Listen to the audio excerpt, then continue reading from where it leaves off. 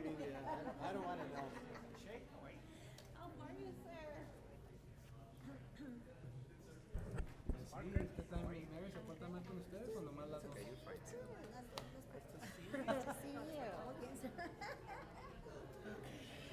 Ay, Diosito santo.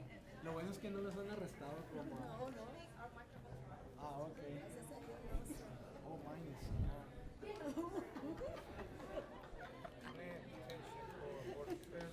Mine is also. Mine is. Sí, está prendido. ¿Este también? No prendía. But, huh? It's an invitation from Dr. Martinez about the, he got a.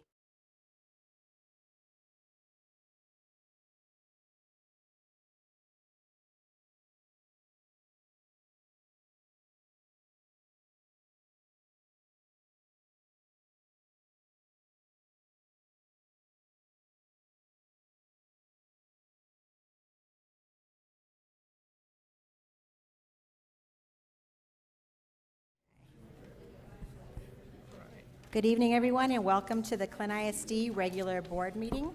On the second day of school. How do you feel? At this time, board members, please turn on your microphones and speak into your microphones to capture your questions and concerns. This meeting is also being streamed live on the district website at www.clintweb.net. The time is 6:03 p.m. on the 20th day of July 26th, and I call this regular board meeting of the Clint Independent School District Board of Trustees to order. Board members, please raise your hand and state present when your name is called to confirm your attendance. Ms. Shea, could you please call roll? Yes, ma'am. Mr. Pendel, Present? Ms. Mary Macias, Mr. Montes, Present. Ms. Parker, Present? Ms. Torres. Present. I'm sorry. Ms.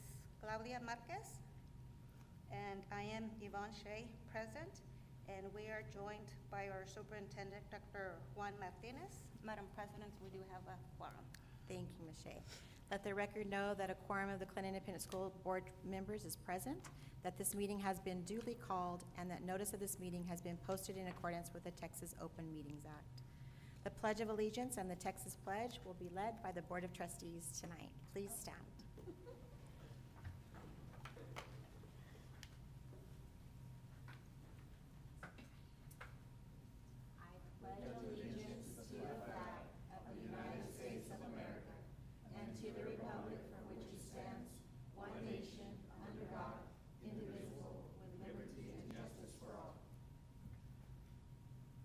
Honor the Texas flag.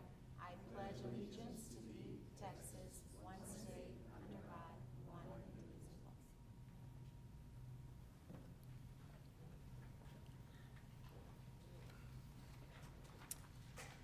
The great mission of the Clint Independent School District is to prepare all students to be successful citizens. The district will work in partnership with the community and the families to create opportunities for the students to maximize personal potential. At this time, will you please join me with the Clint ISD's vision? Together we build tomorrow. This is the portion of the agenda for public forum. The Board of Trustees welcomes citizens to come forward at the monthly meetings and speak on subjects related to the school district. In public comment, citizens are offered this opportunity to address the Board of Trustees. However, as the subject matter may not be on the agenda, the board cannot engage in discussion and board action cannot be taken. Public comments for this meeting were requested to be submitted to naomi.oropesa@clint.net anytime prior to the regular board meeting start time. Mrs. Oropesa, do we have any public speakers for public forum? Okay. And before I turn it over to Dr. Martinez for the superintendent's comments, I would like to congratulate you on being chosen as the Golden Nugget for the University of Texas El Paso. Thank you. Thank you. Thank you, Madam President, members of the board. Thank you. It's a great honor. It was a big surprise, but thank you. I appreciate it. Thank you. Congratulations. I turn it over to you for superintendent's comments. Thank you, Madam President, members of the board, and audience, of course. We are very thankful that our students are back now, and our schools are not the same without them. So I think our administrators agree. Without the students, there is no purpose of a building, so we're happy that they are back.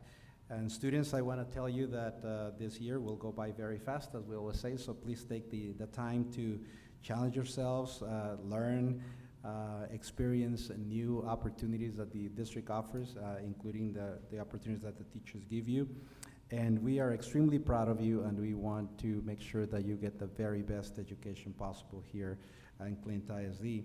And of course, to our parents, we want to thank you for trusting us with your support, trusting us with your children that spend most of the day here with us, day in, day out. And we will do our very best to make sure that we support you as well in our services and commitment to you, as our mission statement already indicates. And finally, our teachers, administrators, and staff, of course, thank you for your passion, professionalism, and the care that you bring to the district every single day, and we appreciate you very much. And as for our vision statement, our students, our families, our staff, administrators, and everybody, as our mission statement says, that together we build a better tomorrow, and I believe that together with the Board of Trustees and our community, our students, our staff, we definitely are committed to building that tomorrow for our students, in which they are successful citizens of this country, their community, and of course, great citizens of the world. So thank you, Madam President, members of the board. We are excited for a new school year, new challenges and opportunities, and I'm sure that we will be, again, successful in focusing on our mission and, of course, the vision of our school district. Thank you again. Thank you. Thank you. I do believe we have some presentations tonight. Yes, ma'am. We have two presentations, and the first one is Dr. Jessie Klein, our CFO. She'll have the first presentation, following by Mr. Littlejohn after her.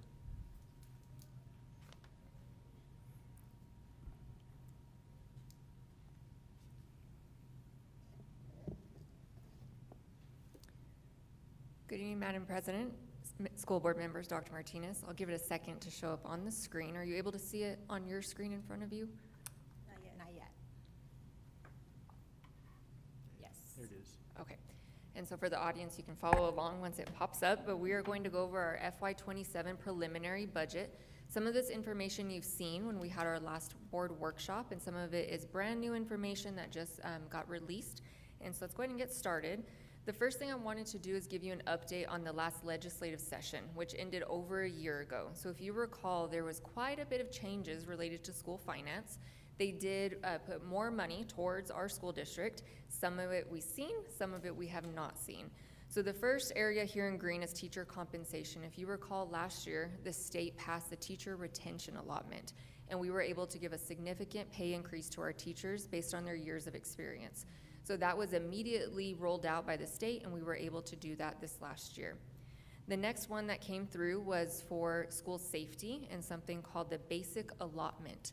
So they gave us additional money based on enrollment to help cover things like our property insurance, but it maybe covered a quarter of it. So it wasn't a significant amount of money, but it did help offset some of the costs. The next two areas that we were very excited for were educator preparation and special education. We have yet to see any of that funding. So even though the session ended over a year ago, they have taken this last school year to plan it out and figure out the system. So just a quick overview on them. The educator prep, which is called the prep allotment, is going to influx money to help with our pipeline of teachers. So there is money to help with our high school program for our high school students who want to become teachers. There is money to help paraprofessionals become certified. And the biggest amount of money is for our residency program. So we've presented to you all where teacher residents coming from UTEP, they do a year-long residency with us. We are required to pay them $20,000, and the state will be giving us $10,000 of that upfront. So that has not happened. We continued with our residency program, but it will be coming this next school year. So that will help offset the cost of that program.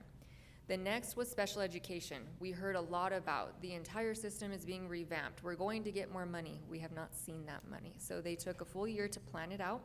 They rolled out the information this summer, and we are starting the new coding. We will still not know if this is benefiting us until the end of next school year. So the state is going to hold us harmless. They're going to say, let's say your new data actually brings in less money. We'll keep you where you were for 1 year. If our data brings in more, then we will get the higher allotment. But we will not know that until May to July of next school year. So even these are great changes, but we're still waiting on that funding.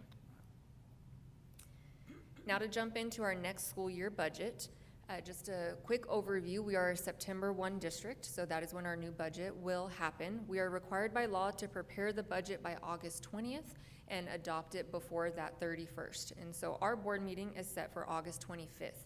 We will have a public hearing at 5:30 p.m. that the community is welcome to attend, but we also repeat the same information during the regular board meeting at 6 p.m. On that same day, we will adopt a budget and tax rate. We do not have to adopt tax rate until September, but since we have all the information at once, we do it at the same time for the ease of the community as well. The next thing is, well, how does Clint ISD create a budget? For many years, we have used allocation-based budgeting.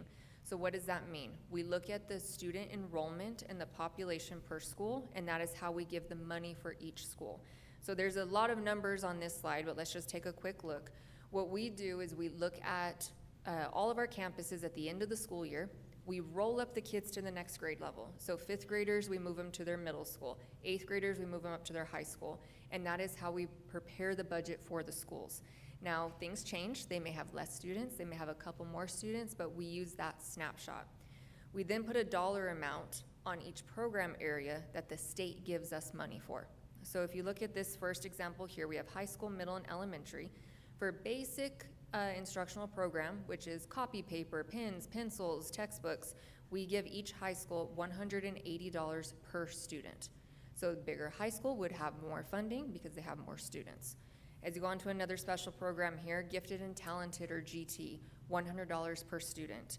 Special education, $115, bilingual, $20.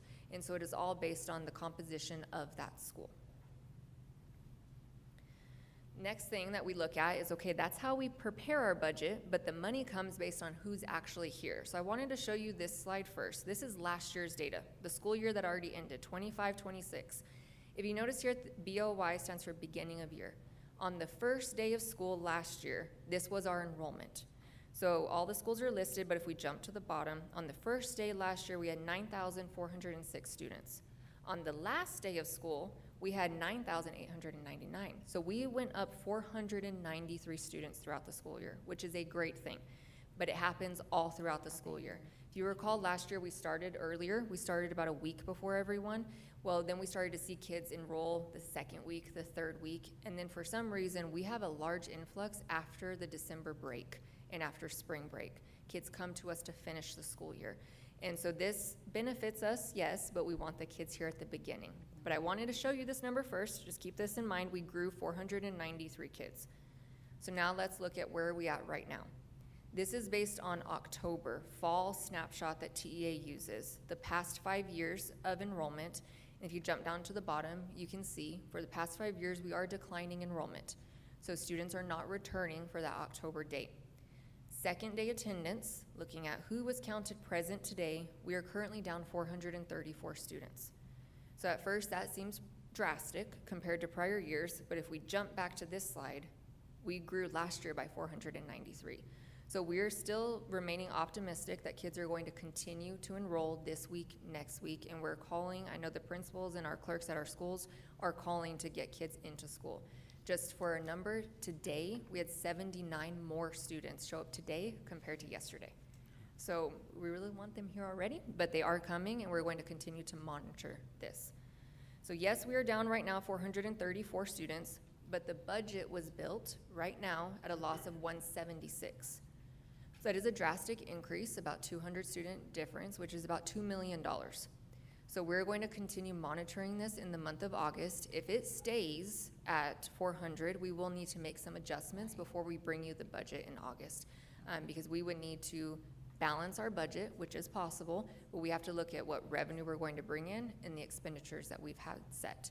And so let's say we're still hovering, we may adopt the budget as is in August, and if we need to adjust, we will definitely do that throughout the year. We can always bring you an updated budget based on enrollment. So Majority of our... Can I ask you to go back to the slide before Yes. that, Dr. Klein? So all the numbers in red on this last column are Yes. kids who have not shown up yet, but were rolled over? So it is compared to October last October compared to the second day of school. Okay. And so the data, you can look at it in so many different ways. You could look at last day of school to first day of school, but in school finance, they look at October 31st snapshot. So that's what I'm comparing here. So let's do an example. In October of last school year, Clint High School had 688 students. Today, 644 were counted present.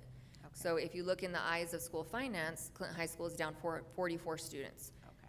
But at the end of last year, they had 676. Okay. So there's so many different ways to look at this. So you can see there 644, but Dr. Ritchie actually grew another 30 students by the end of the school year. But we have to pick a data set, so we picked that snapshot. Thank you. So going back to what the budget is built on, yes, enrollment is important, but attendance is even more important. We're educating students every day, and that is how we are funded. So we're looking at only a decline of 92 for our ADA.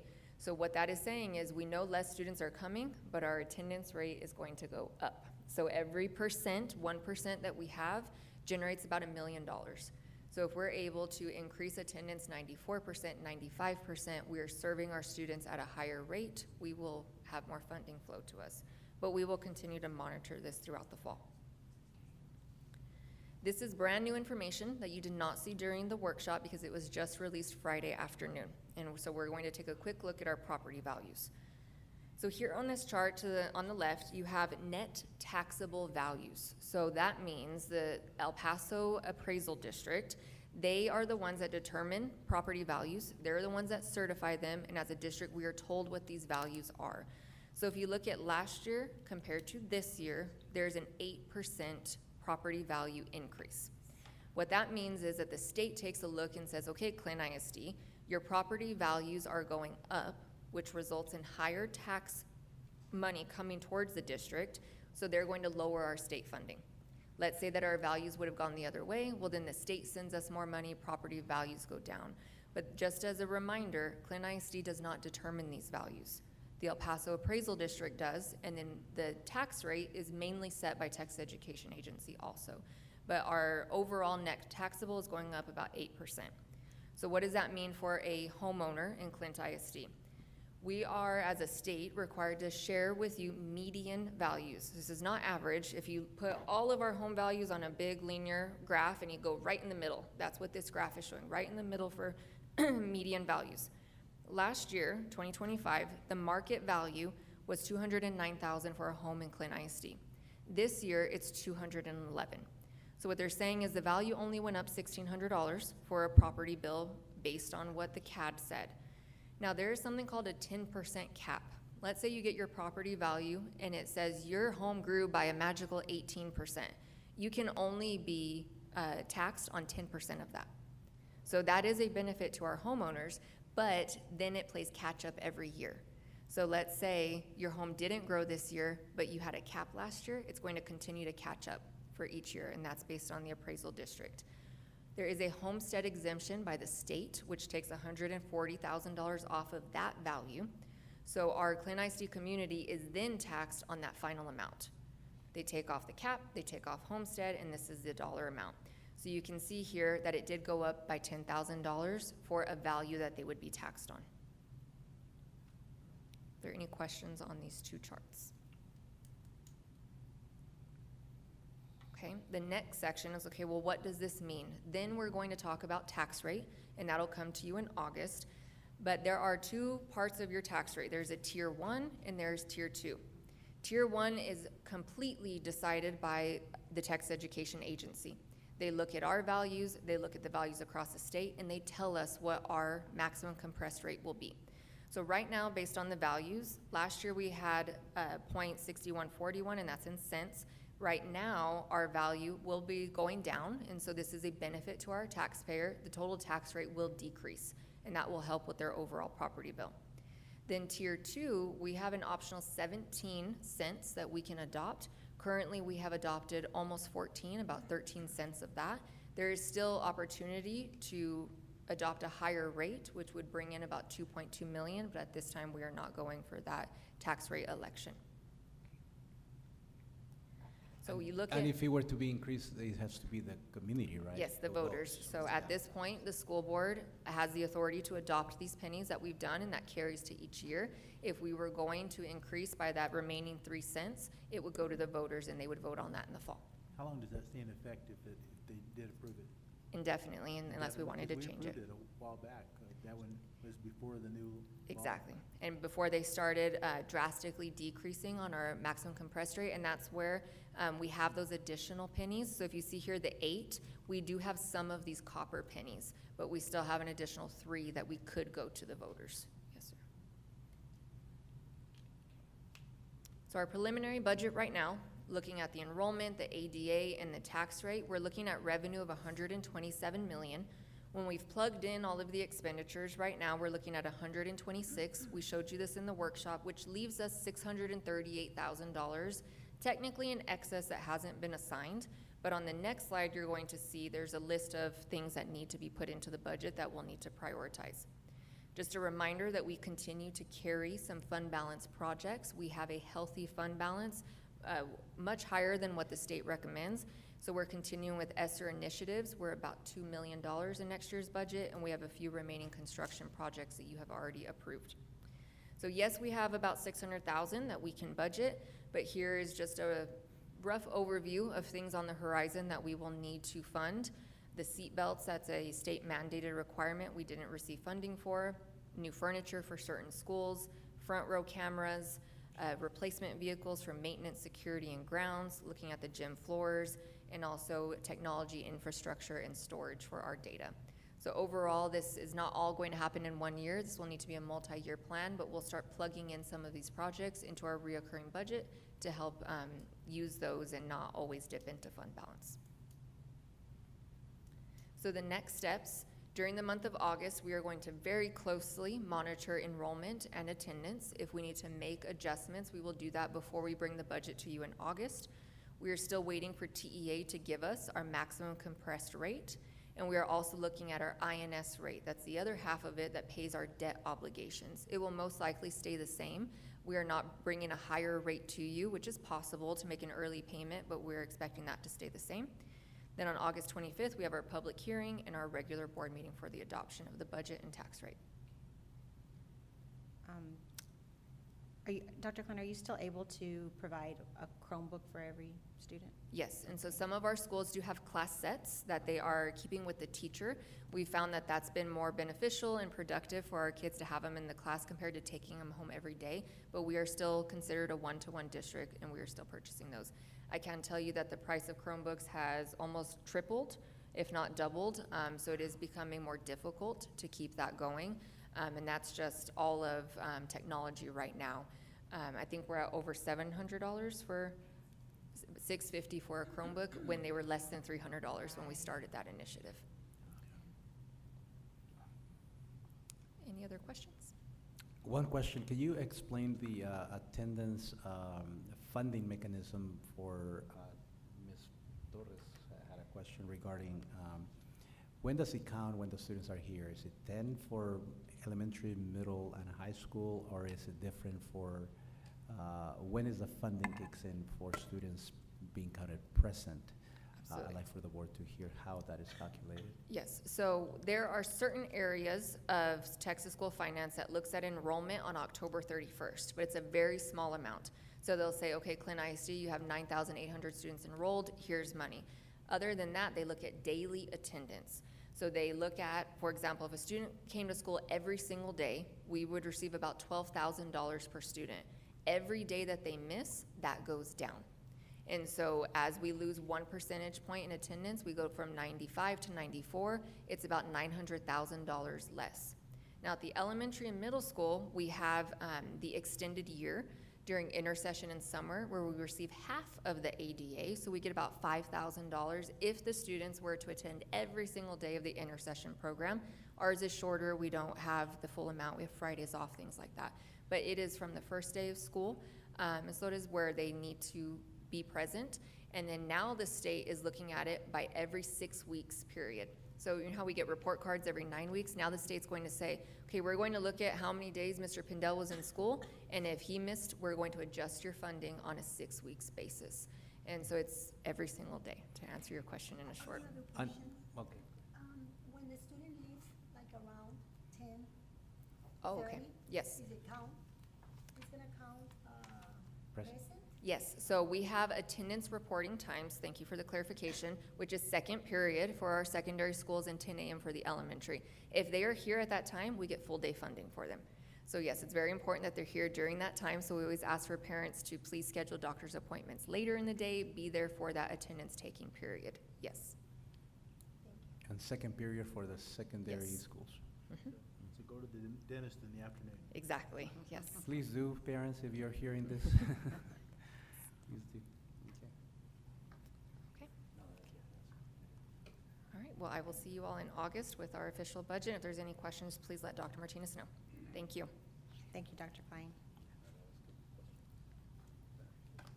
Dr. Martinez, we have one more presentation. Thank you, Dr. Klein. Dr. Klein, and now Mr. Littlejohn is going to present for you on the end of the year report, CCMR goals.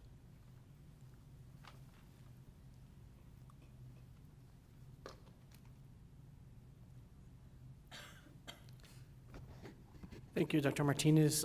Excuse me. Madam President and board members, we've got good news with our budget. We're in good shape, but we have got great news on our CCMR. We are still in the same mode of the 10 different criteria for CCMR. That will change in the 27-28 school year. It'll still be the same ones, it's just they're gonna weight them and make them categories. So for example, an on-ramps course might be 2 points versus a level 1 certificate might be 1 point. But that's not until 27-28. As of now, they're still equally weighted. And we finished the class of 25 with a 96.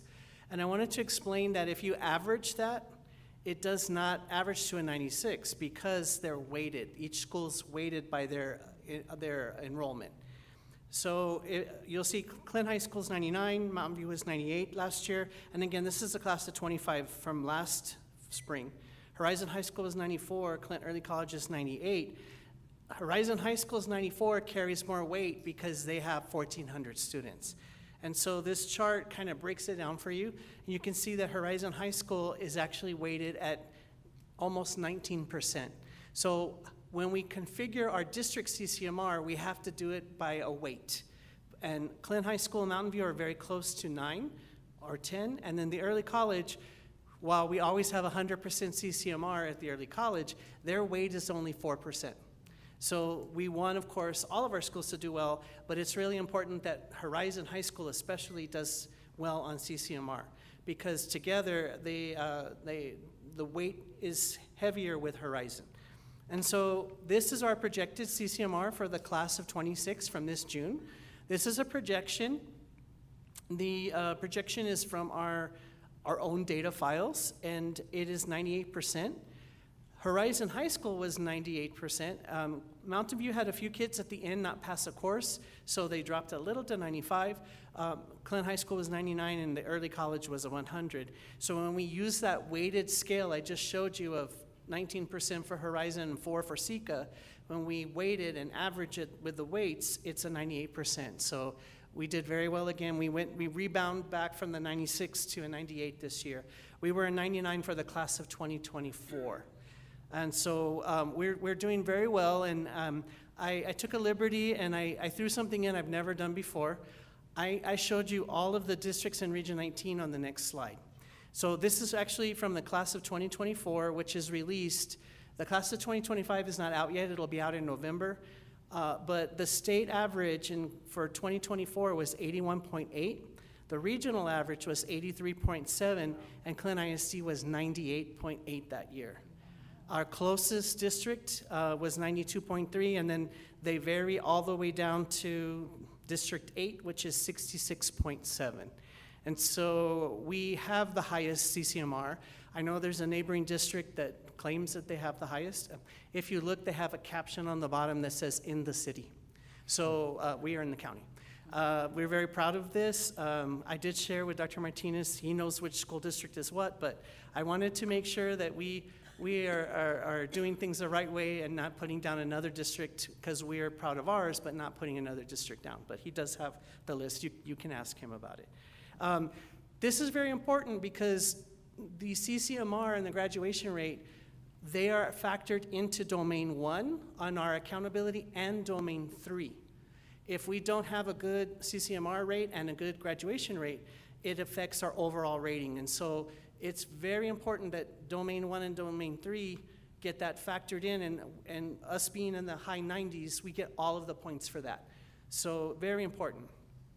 And so we're gonna keep our goals. I will come to you in the fall and bring another 5-year term for the goals, but we are gonna try and stick to reaching 100% since we're so high. I am probably gonna change the student groups because when we're at 98%, all the student groups are making it. So we're gonna adjust closing the gaps for the student groups because we're already there. And we will continue to push at all schools, Clint High School 100, Mountain View 100, and Horizon 100. Keep in mind, the higher we get, and it's harder to maintain it. It's easier to grow when you're lower. But for the last several years now, if you look at our comparison, for the last 5 years almost in a row, we have been in the 80s and 90s on our CCMR. So we continue to do a good job with it. I want to thank our principals and our counselors and our students who earn the points for our CCMR. I will take any questions if you all have any, but we're very pleased with our rating of 98%. Yes, where's that? Thank you all for making Clint ISD look so good. Thank you, Mr. Littlejohn. Our next item is the administrative reports. Does any board member have a question regarding any of the administrative reports? Mr. Pindell, any questions or comments? No, ma'am, Madam President. Mr. Montes, any questions or comments? No, ma'am. Ms. Shea, any questions or comments? Yes, I want to know, what is David Kramer Scholarship? Which item is that, Ms.? Farm Bureau, I think that's the first time I read it. Farm Bureau, I believe. Scholarship on which one? Where is it David at? Kramer Scholarship. It's on page 17. Page 17. No, he was in charge of the Farm Bureau for a long time. Mr. Pendle, you have an answer? I think it's Farm Bureau Insurance Agency. Oh, Isn't it? Okay. Farm Bureau. Farm Bureau. Okay.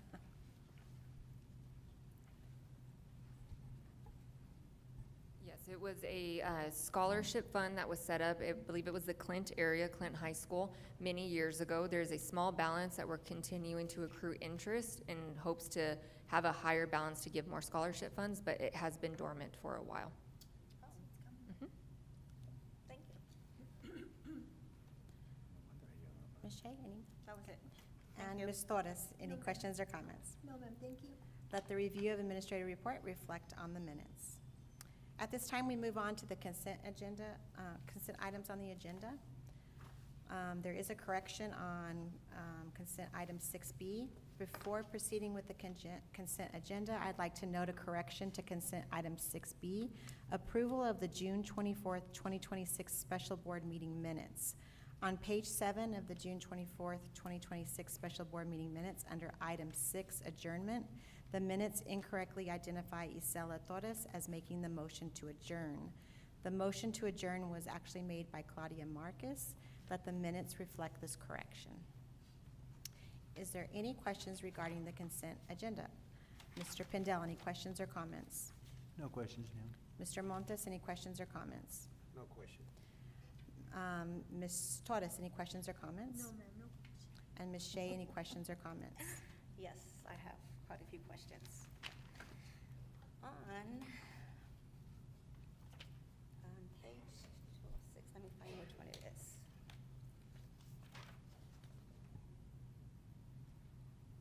Did that one. That one.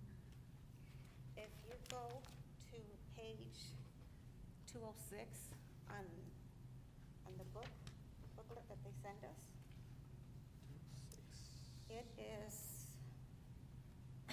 way at the end. It still shows that cabinet representative is Renee Chavez for Chief Human Resource, and Cabinet Representative is Jennifer Parker as Assistant Superintendent. 206.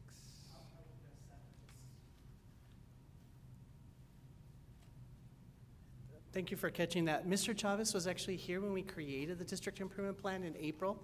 So his name is there. Ms. Parker's name is there in error. We can remove that before it's published. And so with that change, if you all move forward with approving it, it would be with removing that change. And then I also have questions on the student handbook. Unless I completely missed it, I didn't see anything regarding the no phone on the student handbook. On the student code of conduct? It's the exact same copy as last year, Ms. Shea. I must have missed it because Okay. I didn't find it. I can research it for you, but I know it's in there. I'll look for it. Either way, we will ensure that it's been added if you all approve it, if it is missing. But Dr. Vela and I went through it with a fine-tooth comb from TASB. We made one change. We added a section on flexibility on the vapes with the principals to have some description about DAP placements instead of a mandatory dismissal of that, and they have that change. But the cell phone should be in there. It is in policy under update 126, so policy always supersedes the handbook or the student code of conduct. But I'll double check it. I looked at the on the Clint ISD Facebook. On the first day, one of your employees took a picture of a student walking with a cell phone. So obviously, that's not even First day? implemented. First day, it's on the. Yes, ma'am. It's We on did the send a Facebook. reminder I to think all. the student is a transfer from another school. Yeah. Yeah. We did send a reminder to all campuses, but yes, ma'am, and the principals can all tell you, we reminded them. And then, Ms. Lucero have found it. Yes, It's- ma'am, but let me just say that I know I have the picture, but I am going to inform the public and the parents and employees, we don't have the right to take pictures of students unless it serves a purpose of the school district. well, it was on the And Clint it- ISD Facebook page. Yeah, the Facebook page, so that's what I'm, okay. whoever put it, they need to understand that it needs to be a purpose of the school district, promotions, things like that. Employees and anybody else who takes pictures, if it is for disciplinary purposes or any reasons, that is not allowed. That's in the district policy. So we just need to be careful with those pictures. But you are absolutely correct. If this is what we're publishing, then we definitely need to check on that. To enforce it, yes, sir. Absolutely. Ms. And Shea, then- if you'll look on page 220 in the board packet, it does have the possession of personal communication devices, and it is the verbiage exactly as we received from TASB last year. So it Okay, is there on I'll page look for it. 220. And then also, on the student code of conduct, it says that tank tops and half shirts shall not be worn. There you go. That's what? also, And it says what? Tank tops tank tops and or, halters. Is that for high schools as well, Mr. Littleton? That's for high schools? Yes, yes, So sir. I know we differentiated for middle schools, For high middle and schools, high. and Yes, sir. elementary, right? Yes, sir. Okay, yeah, thank you, Ms. Shade. Yes, do we, you see which one I'm referring yes, to? I know what you're referring to. Is perfectly correct. So our administrators are here. We have instructed everyone that we don't have discretion on not applying the district policy. Whatever you adopt, that's what we must follow. So the administrators actually are doing that. For example, at East Montana Middle School today, all the students were tucked in their shirts. Good. And the students were asking me, why did you change the rule? Why didn't you change the rule? It's That's the always been rule. there. So the students were not, actually in the cafeteria, they were not allowed to go in unless they were fully tucked in their shirts. And So, that's also because from that our- is the policy of the district. That's So also the from same our- thing with this picture that you're Yes. showing us. You're absolutely correct. from our Facebook page. And for the middle schools and high schools, this is the rule of the school district, and we have no discretion on not applying that. So I thank you for bringing it up. And then I have another question. Yes, ma'am. I know last year when we spoke about the hair color, that we had said natural hair colors, black, brown, blonde, and natural red. I don't recall, and here it says, the principal may allow hair colors that are not natural colors for campus-based events. So basically, it's Yeah. only for events, correct? That was discussed in the, and it was added in the handbook. But it's only for events, right? Is that what it says on the That's what it events? says, but yet on the first day of school, Events. If I recall correctly, what we decided was that if it did not at the high school level, if it did not distract the students or there was no distraction at all, that will be allowed during the, if it says events, then we have to correct that, but it did say, I remember the discussion that it was, the principal will make the decision. Oh, high school is on the next page. but it says elementary, junior, middle, oh, that was for the uniforms, I'm sorry. Yeah. High school, High school, let's look at high school. it does say in there. Yes. Okay, and also. So we're correct on the high about- school? Yes. Okay. And then also about the nose rings. Is that gonna be enforced? If I'm not mistaken, it also, It says elementary is that not it- allowed. yes. The No. nose ring was not The allowed. high She's school, it correct. says They're not There's not allowed, but I It's not know. allowed in any school? And no. The actual, that hoop on the nose was not allowed, yes, Yes. sir. In any level? At any level, yes, Yes. sir. That will be And I'm enforced. saying because last year, after that was passed, you still had quite a few students Yeah, in high schools No, wearing them. that should not happen. We have to enforce it if it is adopted by the board. Okay.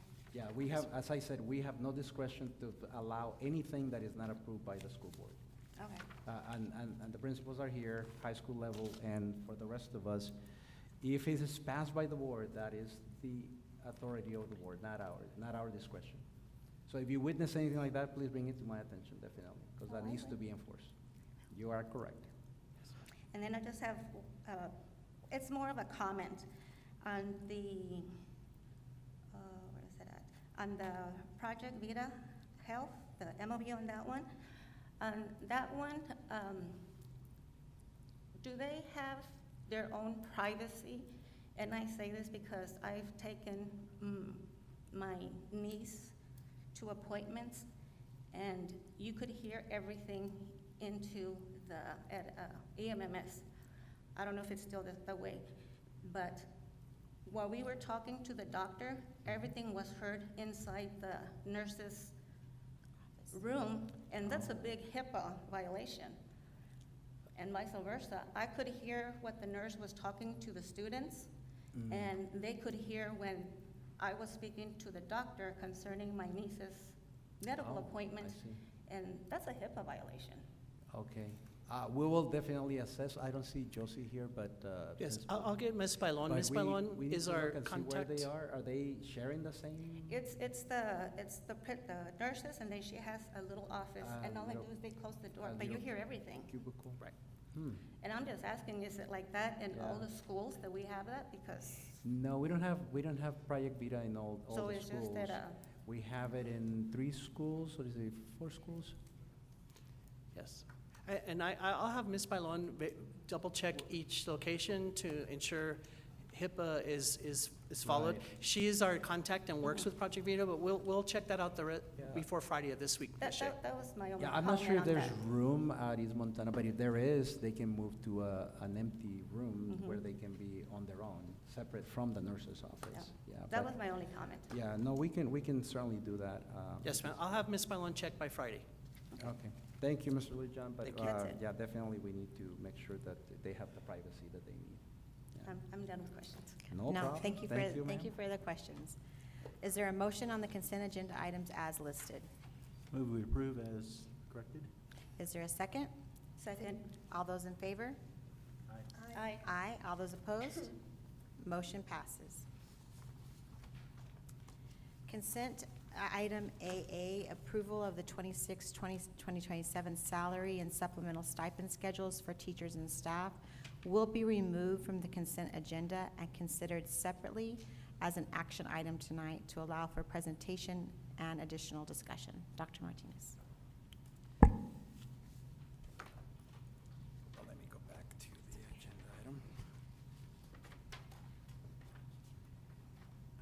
sorry, I was putting That's all my okay. things in order. And check. It's, David. David's gonna speak on the salary and supplemental stipend schedules. Okay, that's that. Thank you, Madam President. Mr. Macias, would you please come up to the podium? I'm sorry. go ahead. No, it's okay, I know, no, I understand.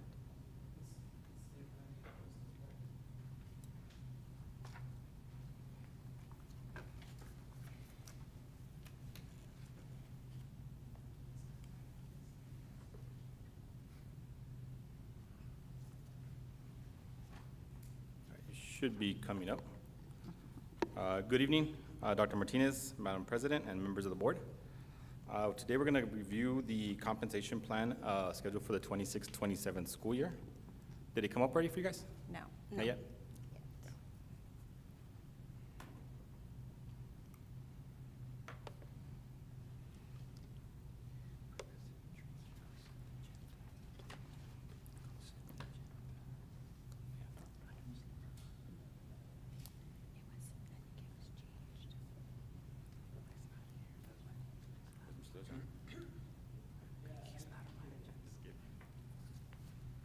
Sorry about that.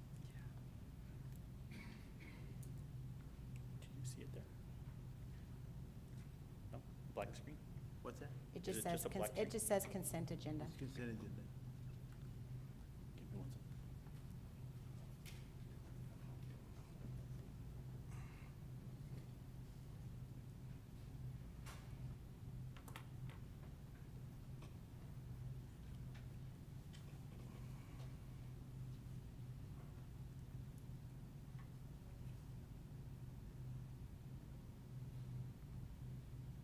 Right now? Yeah. Okay. So the first slide we're going to take a look at is our teacher pay scale. Like Dr. Klein did mention in her presentation, we do have some money that does come to us from the state in the form of the teacher retention allotment. This year, what we did to our teacher pay scale is all of our teachers did get a creditable year of service. Each teacher every year gets a creditable year of service. They go from 0 to 1, 1 to 2, and so on and so forth. The teachers do take their salary with them. So on the teacher pay scale this year, the first scale on your left there does have our 0 and 1 year teachers at the same pay rate. The base pay for those is $60,000. We do have our state retention stipend, like I mentioned, that does come from the state. However, for our 0, 1, and 2 year teachers, the state does not send us money for those, so the district is the one that actually puts forth those funds in the amount of $2,282, which makes our starting teacher pay $62,282. That will also be, like I mentioned, as our first year teacher will make the same amount, and that's for classroom teachers that are coded as a 087 and are teaching at least half of the school day. It is 0.5 that they do have to work in order to get that state allotment and that district allotment. Our scale on the right is our scale that we follow for our librarians, nurses, and other teachers that aren't coded as an 087 or possibly aren't teaching the full half day in order to get the money from the state, the funding from the state. So those teachers do receive the district retention stipend, which does come in the amount of $2,282. However, those do get it all the way down across the board. That is the same and it doesn't change. Like I mentioned, from the state, we do receive that funding, so it does change from year to year. The next slide we're looking at is our stipend schedule. Again, all of our district-approved stipends are on our schedule that we have presented there for you. Any changes that we are making are crossed out in red and have a strike-through, and any additions that we are adding are in blue. If you notice, going down towards the top of the page, we do have our gifted and talented, our AP, our dual credit, and we are also adding our dual enrollment courses to better align with some of the verbiage that is being used to make sure that we are providing those stipends for that. A little bit further down for our special education, we are adding in a bilingual stipend for our special education teachers who are either bilingual or ESL certified, and they are indeed serving students that are in a bilingual setting or possibly receiving ESL services. So though that stipend is paid out twice a year and is reviewed by our bilingual department to ensure that those students are being serviced by those teachers and they do receive that stipend. Mr. Macias, so they get both the special education and the bilingual stipend? Correct, they will. That's As long as they're good. serving students in the bilingual that are coded as EB, they will receive that stipend as well. That's really good. Yes, ma'am. Moving a little bit further down, we do have our instructional coach leader stipend that we are requesting to be added today. That one would be for our elementary curriculum coaches to receive that stipend. We did change the name of our curriculum coaches to be instructional coach leaders, so that would be a stipend for them. We are removing the learning and development facilitator, that's why we had a strike through there, as that's part of our strategic staffing positions, but that initially from last year was only for a couple campuses. Now that we are expanding our strategic staffing, we are expanding to several other campuses, so that's why we do have that next slide. That next line that is adding the learning and development facilitator. And once again, we are removing the partial release coach and the strategic staffing. They were intended for REMS only, as they were the ones piloting the program. Now that we are expanding, we are adding it to other campuses as well. So the strategic staffing model is going to all campuses? Currently, we don't have it at all campuses, but we are expanding Oh, as we okay. go. Yes, ma'am. Mhm. Okay. We're adding as many as we can as we go. Towards the very end, you do have the host teacher to resident. If you notice, we do have the UTEP residency program. Again, we're just cleaning up some of the wording, and as we expand, we have it coded as a host teacher to just a resident. That way, if they have a resident in their classroom, they will receive that stipend. The next slide does indicate we do have our host teachers that do have a resident who are also part of our strategic staffing model. So those are our LDFs. So that stipend is there as well. And then we also have the host teachers to residents who are part of the MTL, which is our mentor teacher leaders. So just given the different programs that we are implementing and the different strategic staffing models we're using, just a lot of different verbiage that we're trying to clean up a little bit. So you kind of change the stipend amount based on the responsibilities of that host teacher? So Yes, like ma'am, the correct. host teacher that just was host teacher to resident is no longer getting 3, they're getting 2? 2, yes, ma'am. If Okay. and I don't want to say just resident, but if they have a resident teacher, Right. that is the little bit less of Okay. a responsibility. So Still that's why it's still a good amount compared to ma'am. other school districts. Yes, ma'am. The next slide, so that'll be the third page.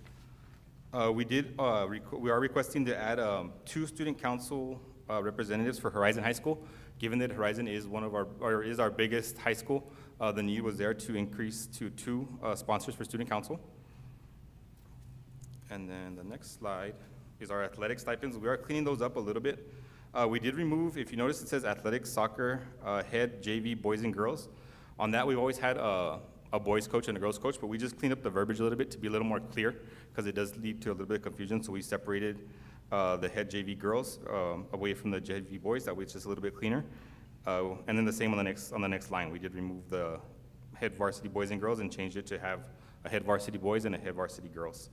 We did remove the soccer varsity assistant, as that was not being utilized by the campuses, and they were okay with us removing that. And then towards the very bottom, we do have our teachers, mentoring teachers grant, our TMT grant. And that one is the mentors for the new teachers. We are adding those stipends in as well, as it is a grant that we are getting from the state. I have a question. Yes, ma'am. How come the elementary doesn't have a yearbook stipend? Elementary.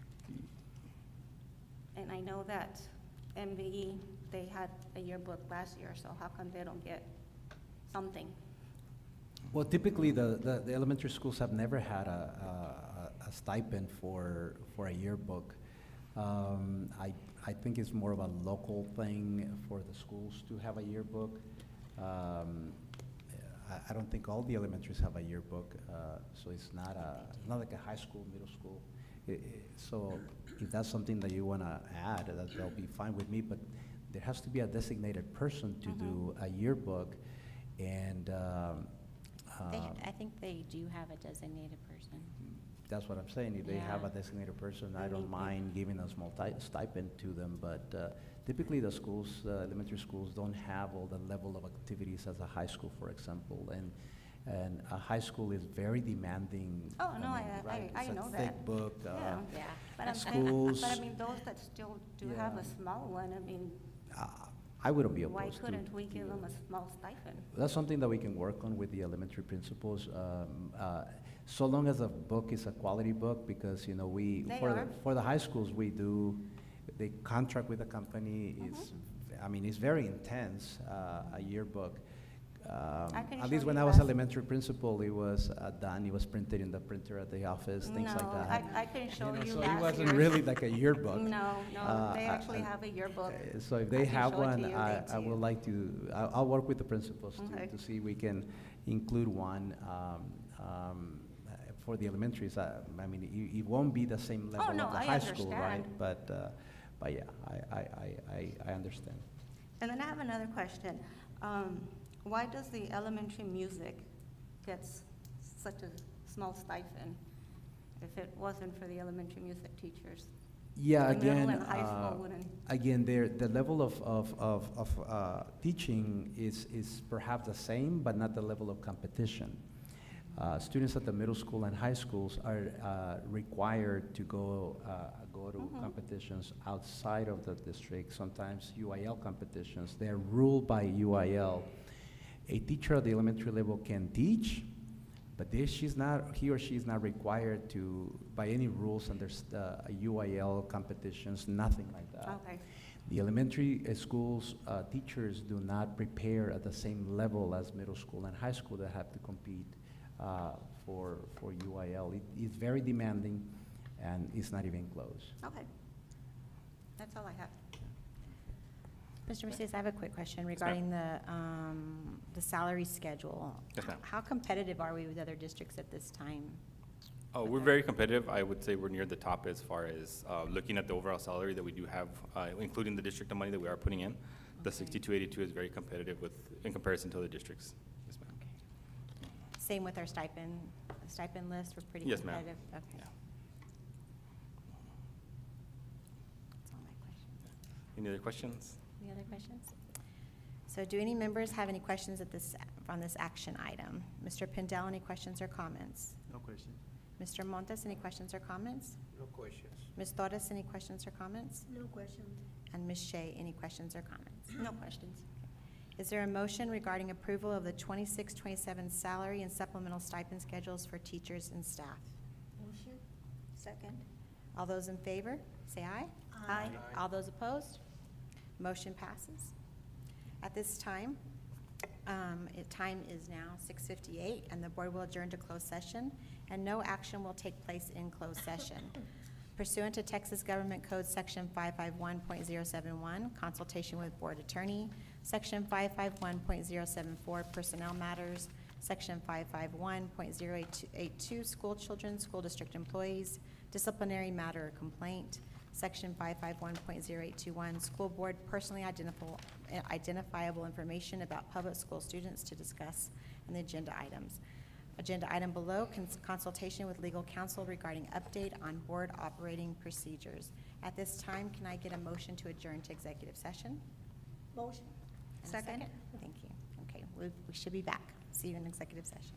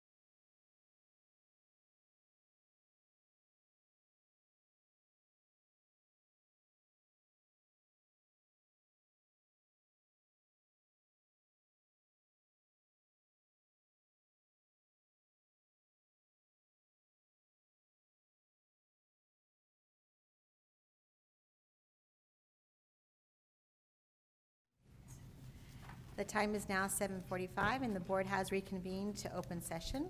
The board will take appropriate action on the item discussed in closed session. Action regarding the changes to board operating procedures. Do any members have any questions about open session 8A? Madam President, I move we approve the changes to the board operating procedures as discussed in executive session. Is there a second? Second. Okay, so moved. All those in favor? Aye. All those opposed? Motion passes. I defer to legal for the explanation regarding board operating procedures. Yes, ma'am. Okay. There are 3 changes on page 13, as we discussed. We're just making sure that our board operating procedures reflect our policy, that meetings are going to be the second Tuesday of the month. On page 15, we're adjusting that if board members want to request items on the agenda, they have to do it 10 calendar days before the regular meeting or special meeting. And then on page 21, we're going to adjust the public comments to allow citizens to speak on agenda items only. And then we're going to recommend that next month you adopt your revised BED logo to reflect this change. Is it beginning next board meeting already? Yep. Okay. Yep. Any questions? So it does, we do start that process next board meeting, not You after can. we, You okay. absolutely can, because your intent is to go ahead and start that now, and then your local policy is going to be changed that same day. Okay. So, or do you have any special meetings before the regular meeting? No. No, okay, so I would do it then. Okay. Yep. At this time, is there a motion to adjourn the meeting? Motion. Second? All those in favor say aye. Aye. All those opposed? Adjourned at 7:46. Thank you, everybody. Thank you.